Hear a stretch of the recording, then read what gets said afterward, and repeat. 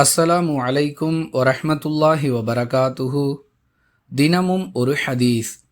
ரசூலுல்லாஹி ஸல்லல்லாஹு அலைஹி வஸல்லம் அவர்கள் தொழுததை நான் பார்த்திருக்கிறேன்.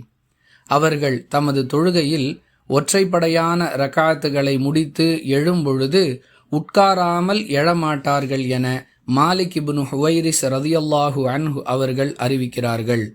நூல் புகாரி, ஹதீஸ் எண் 823. அன்பிற்குரிய அல்லாஹுவின் நல்லடியார்களே, நமது தொழுகைக்கு ரசூலுல்லாஹி ஸல்லல்லாஹு அலைஹி வஸல்லம் அவர்களையே நாம் முன்மாதிரியாக எடுத்துக்கொள்ள வேண்டும் என்பதை பல சந்தர்ப்பங்களில் அறிந்து வைத்திருக்கிறோம். அந்த வரிசையில் ஒருவர் தொழுகையில் ஈடுபடும் பொழுது ஒற்றைப்படையான ரக்காத்துகளை முடித்து நிலைக்கு வரும்பொழுது நேரடியாக நிலைக்கு வந்துவிடாமல் ஒரு சிறு அமர்வுக்கு பிறகே நிலைக்கு வர வேண்டும் என்பது இந்த ஹதீஸ் நமக்கு சொல்லக்கூடிய பாடம்.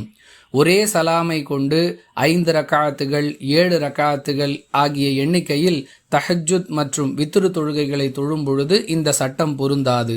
இது தவிர 4 ரக்காத்துகள் கொண்ட தொழுகைகளை தொழும் பொழுது, அல்லது 3 ரக்காத்துகளை கொண்ட தொழுகையை தொழும் பொழுது, அல்லது 2 ரக்காத்துகளை கொண்ட தொழுகையை தொழும் பொழுதெல்லாம் முதலாவது ரக்காத்தை முடித்து நிலைக்கு வரும் பொழுதும் 3வது ரக்காத்தை முடித்து நிலைக்கு வரும் பொழுதும் நேரடியாக நிலைக்கு வந்து விடாமல் ஒரு சிறு அமர்வுக்கு பிறகே நிலைக்கு வர வேண்டும். இதுவே நபி வழி.